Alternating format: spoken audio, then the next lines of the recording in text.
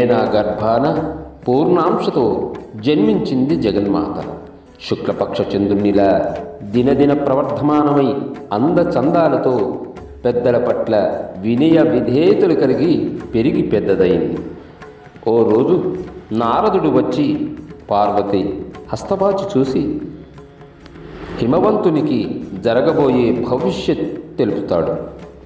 శంకరుడు నీ అల్లుడవుతాడని, ఈ నీ కుమార్తెను తపస్సుకు ప్రేరేపించమని, శంకరుడు తపస్సుకే చిక్కుతాడని చెప్పి వెళ్ళిపోతాడు.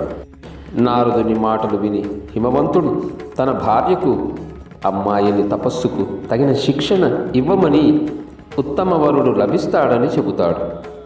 మేనా కన్నీళ్లు కారుస్తూ, దిగంబరుడు సన్యాసి అయిన వానికెలా ఇస్తావు?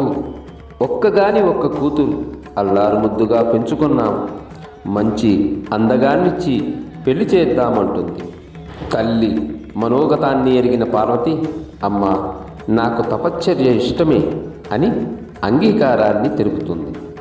ఈలోగా సతీవియోగంతో చిరకాలం సమాధిలో ఉన్న శంకరుడు కఠిన తపస్సు చేయగోరి స్వామి హిమవత్పర్వత శిఖరమందున్న ప్రాంతము ఉత్తమమైనదని తన నందీశ్వరాది గణాలతో వచ్చి తపస్సుకు ఉపక్రమిస్తాడు. అది తెలిసి హిమవంతుడు తన పరివార సహితుడై వచ్చి నమస్కరించి మిక్కిలి సంతోషాన్ని వ్యక్తపరుస్తాడు.